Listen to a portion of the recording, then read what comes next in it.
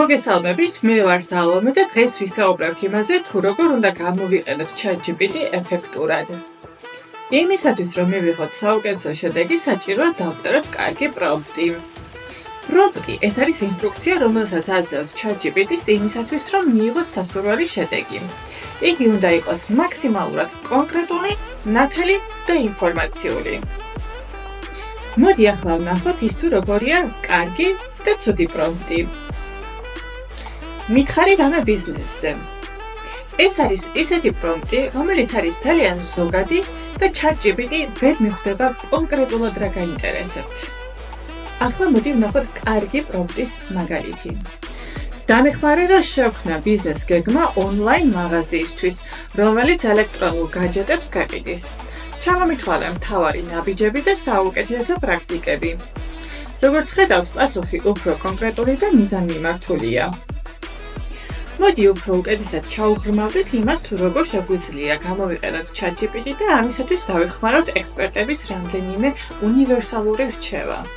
პირველ რიგში ვისაუბროთ კონკრეტიკაზე.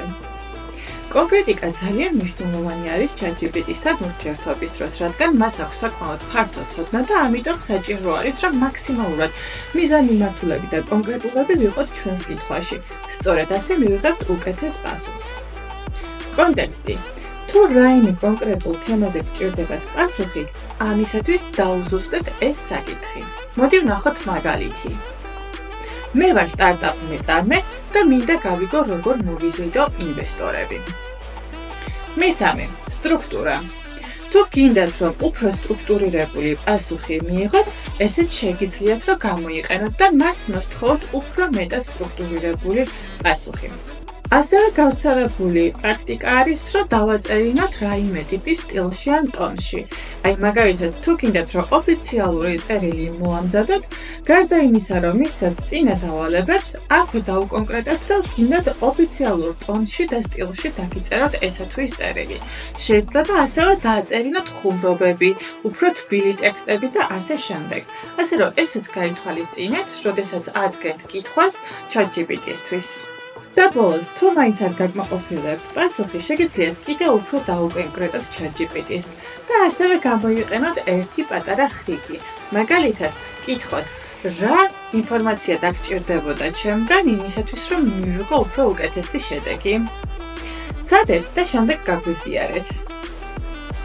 მაგრამ, რაც არ უნდა ბევრი უნივერსალური რჩევა მივიღოთ ექსპერტებისგან, ძალიან მნიშვნელოვანია, რომ ჩვენი უნიკალური სალაპარაკო და საკომუნიკაციო ენა შევქმნათ ChatGPT-სგან, იმიტომ რომ მე მაინც ღრმად მწამს, რომ ამით უფრო უკეთეს შედეგებს მივიღებთ.